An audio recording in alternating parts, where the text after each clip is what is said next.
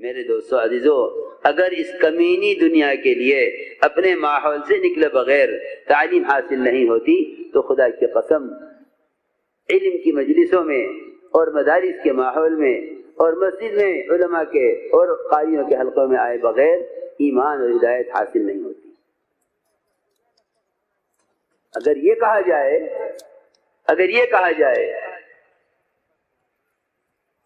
کہ دنیا حاصل نہ ہوگی جب تک گھر چھوڑ کر فنون کے ماحول میں نہ ہوگے، تو یہ بات کتنی قوت سے کہی جانی چاہیے کہ جب تک اپنے گھروں کو چھوڑ کر مسجدوں میں علم کے حلقوں میں آ کر نہیں جڑو گے اور یہاں ایمان حلقوں میں آ کر نہیں بیٹھو گے تو ہدایت حاصل نہیں ہو سکتی۔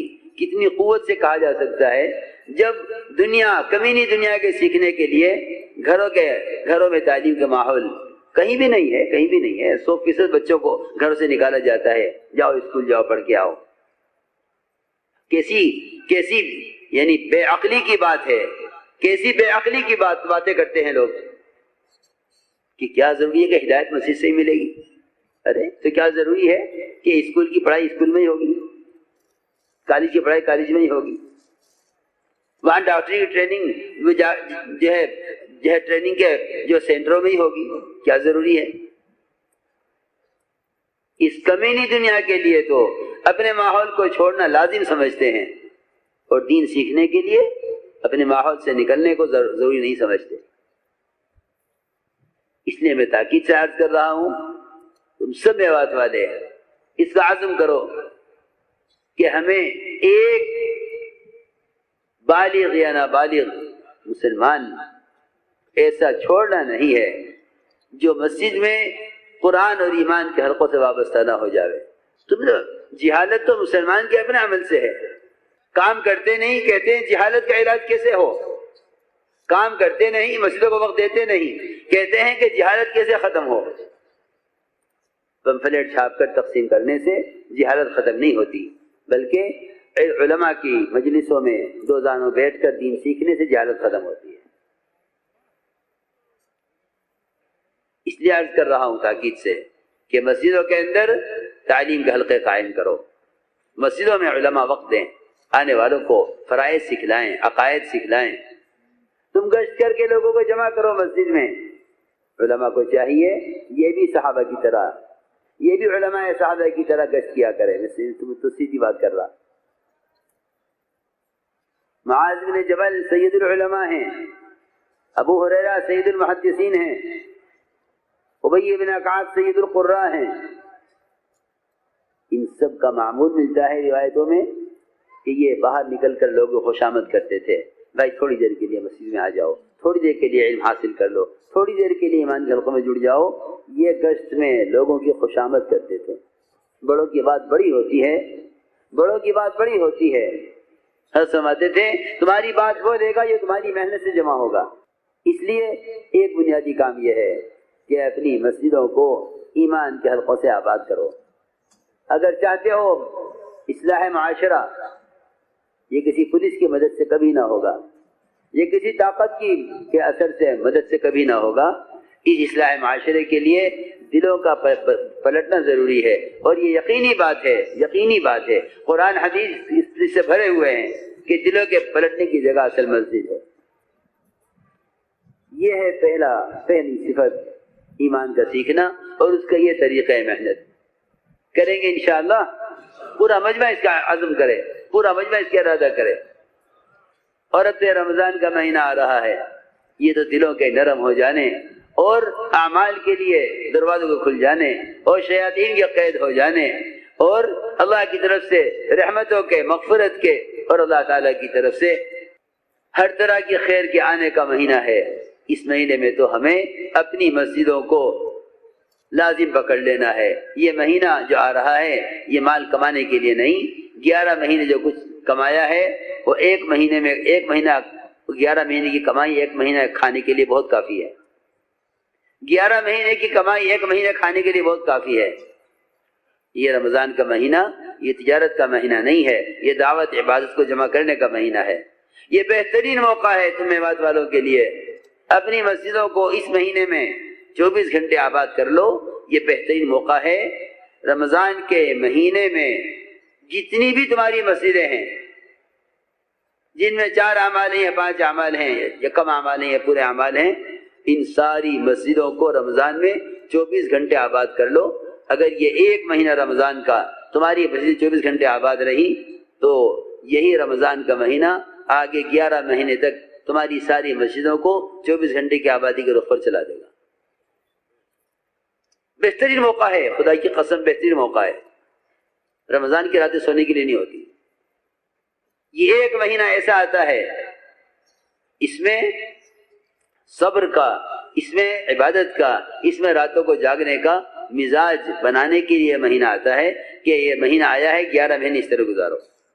اگر یہ طے کر لو تم سب میوات والے اس وقت اس مجلس میں کہ یوں تو ہم کوشش میں ہیں مسجد آباد کرنے کے، لیکن یہ رمضان کا مہینہ ہے، اس رمضان کے مہینے میں اگر تم 100% مسجدوں کو 24 گھنٹے آباد کر لو، بہترین موقع ہے رات کو مسجدوں کے آباد کرنے کا۔ رمضان کا مہینہ بہترین موقع ہے۔ پورے سال دیکھنا کہ ان مسجدوں کا معمول کیا رہتا ہے، پورے سال پر اس کا اثر پڑے گا۔ کہ حضرت فرماتے تھے کہ جس کام کو اس مہینے میں زیادہ کرو گے رمضان کے 11 مہینے کے کام پر اس کا اثر پڑے گا۔ اس لیے پورا مجمع اس کا عزم کرے کہ انشاءاللہ ہمیں اپنی مسجدوں کو اس طرح آباد کرنا ہے۔ پھر جو مسجد میں آ جائیں انہیں سمجھاؤ، لے کر بیٹھو، ذہن بناؤ، نماز کی اہمیت بتلاؤ، اور نماز پڑھ کر نماز سکھلاؤ، ان کو نماز کی تعلیم دو، رکوع کر کے دکھلاؤ۔ کتاب دے کر یا بیان کر کے عمل سمجھ میں نہیں آتا، انہیں رکوع کر کے دکھلاؤ، سجدہ کر کے دکھلاؤ، سارے اعمال انہیں کر کے دکھلاؤ، ایک ایک عمل کی طرف ایک ایک عمل کر کے دکھلاؤ۔ اس طرح ہمیں ہر امتی کو نماز پر لانا ہے۔ اس لیے کہ میرے دوستو عزیزوں، جہنم میں جانے کا سب سے پہلا سبب مومن کا نماز کا چھوڑنا ہے۔ وہاں کہیں گے جہنمی ان سے ما سلککم فی سقر، کہ تم کیوں آگے جہنم میں؟ تم تو ہمیں جہنم سے، تم تو کہتے تھے کہ کلمہ پڑھ لو جنت میں جائیں گے، تم کلمہ پڑھ کے کیوں جہنم میں آ گئے؟ تم تو ہم سے کہتے تھے کلمہ پڑھ لو جنت میں جاؤ گے، ہم تو آ گئے یہاں کہ ہم نے کلمہ لا الہ الا اللہ کو قبول نہیں کیا، ہم نے اللہ کی وحدانیت کو اور نبی کی رسالت کو قبول نہیں کیا، ہم تو آ گئے نرک میں۔ لیکن تم بتاؤ تم کیوں آ گئے؟ پہلا جواب ہوگا مسلمانوں کا، لم نکن من المصلین، کہ ہمارے جہنم میں آنے کی وجہ یہ ہے کہ ہم نماز نہیں پڑھتے تھے۔ پہلا سبب ہے مسلمان کے جہنم میں جانے کا نماز کا چھوڑنا۔ اس لیے اس کا تو کوئی تصور بھی نہیں کیا جا سکتا کہ مسلمان نماز چھوڑ دے۔ یہ تو ہو سکتا ہے، میں نے رات عرض کیا تھا کہ اللہ کو نہ ماننے والے نماز پڑھ لے، یہ تو ہو سکتا ہے، لیکن یہ نہیں ہو سکتا کہ اللہ پر ایمان لانے والا نماز چھوڑ دے، ایسا ممکن نہیں ہے۔ اس لیے اپنی نمازوں کی پابندی کرو، کیونکہ پورا دین کا قائم ہونا نماز پر موقوف ہے، اور نماز کا قائم ہونا یہ طہارت پر، اور نماز کا قائم ہونا علم پر موقوف ہے، کہ نماز کا قائم ہونا علم پر موقوف ہے، اور پورے دین کا قائم ہونا نماز پر موقوف ہے۔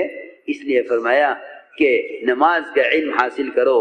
پوری نماز کے علم کا خلاصہ ہے صلو کما رأیتمونی اصلی، کہ نماز ایسے پڑھو جیسا مجھے نماز پڑھتا ہوا دیکھ رہے ہو۔ یہ پوری نماز کا خلاصہ ہے، یہ صلو کما رأیتمونی اصلی، کہ اپنی نماز کو علم پر پورا لاؤ۔ نماز پر پہلی مشق یہ ہے کہ نماز طریقے پر پوری اترے۔ پھر ایک نماز اور مشق یہ ہے کہ نماز اللہ کے وعدوں کے یقین پر آئے۔ ہر نماز پر مشق یہ ہے کہ نماز میں اللہ کا دھیان بالارادہ لایا جاوے۔ اس لیے کہ جو آدمی معراج میں بھی اللہ سے غافل ہے، وہ باقی اعمال میں اللہ کا دھیان کیسے لا سکتا ہے؟ نماز تو مومن کی معراج ہے، اور معراج سب سے زیادہ اللہ کے قرب کا موقع ہے۔ سب سے زیادہ بندہ قریب ہوتا ہے اللہ کے نماز میں، کیونکہ سب سے زیادہ قرب کا ذریعہ، سب قرب کا موقع وہ معراج ہے۔ جو معراج بھی اللہ سے غافل ہو، وہ باقی اعمال میں ذاکر اور اللہ کے دھیان والا کیسے ہو سکتا ہے؟ اس لیے ایک مشق نماز میں اللہ کے دھیان کے جمانے کی کرو۔ ایک بنیادی بات یہ ہے کہ نماز سے مسائل کو حل کرواؤ۔ فرماتے ہیں عبداللہ بن مسعود رضی اللہ تعالیٰ عنہ کہ اپنی نمازوں کو مؤخر کیا کرو، اپنی حاجت کو مؤخر کیا کرو فرض نمازوں کے لیے۔ ظہر سے پہلے حاجت پیش آئی ہے، ارے ٹھہر جا، ارے جلدی نہ کر، دیکھ اب مسجد میں نماز ہے 2 بجے، مسجد میں جاؤں گا، اللہ سے کہوں گا اے اللہ تیرا وعدہ ہے کہ تو اپنے حاجت کو فرض نماز کے لیے مؤخر کر، اے اللہ میں اپنی حاجت کو فرض نماز کے لیے، فرض نماز کے ذریعے تجھ سے پورا کرانے کے لیے اے اللہ میں مسجد میں آ گیا ہوں، یا اللہ تو میری حاجت پوری کر دے۔ اسباب اختیار کرو، اعمال کے بعد اعمال مقدم کرو اسباب پر، حاجت کو مؤخر کرو نمازوں کے اوقات تک، کہ ہاں ابھی حاجت پیش آئی ہے، جلدی مت کرو، مسجد جائیں گے، اللہ سے کہیں گے، ظہر کی نماز پڑھ کے اللہ سے مانگیں گے۔ یہ فرماتے ہیں عبداللہ بن مسعود رضی اللہ تعالیٰ عنہ، احملوا حوائجکم علی المکتوبہ، کہ اپنی حاجتوں کو فرض نمازوں کے لیے مؤخر کیا کرو۔ اس طرح ہمیں نمازوں کے ذریعے اللہ کی ذات عالی سے براہ راست فائدہ اٹھانے کا، کہ دلوں میں یقین پیدا ہو۔ نماز ایسی یقینی چیز ہے کہ ساری کائنات کے نقشے ایک طرف، نماز ایک طرف، یہ سارا نظام کائنات غیر یقینی ہے نماز کے مقابلے میں۔ ہم سمجھتے تھے یہ یقین میں، یہ 2 چیزوں کو یقین میں جمع کرنا چاہتا ہے، دکان کو بھی نماز کو بھی، کہ ہاں دکان بھی ہے نماز بھی ہے، کہ خدا کی قسم یقین واحد وہ چیز ہے جو تقسیم نہیں ہو سکتی، یا یقین دکان کا ہوگا یا یقین نماز کا ہوگا۔ اگر اس نے دکان کے یقین کو نماز کے یقین کے ساتھ داخل کیا دل میں تو نماز نکل کر باہر آ جائے گی، نماز کا دکان کے ساتھ کوئی جوڑ نہیں ہے۔ نماز یقینی جب تک رہے گی جب تک دکان یقین میں داخل نہ ہو۔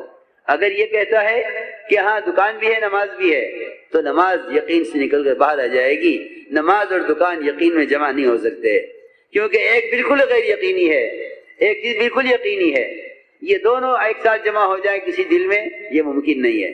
اسی لیے تو فرمایا کہ ہم تمہیں اسباب دیں گے، پھر نماز کا وقت لائیں گے اسباب کے درمیان۔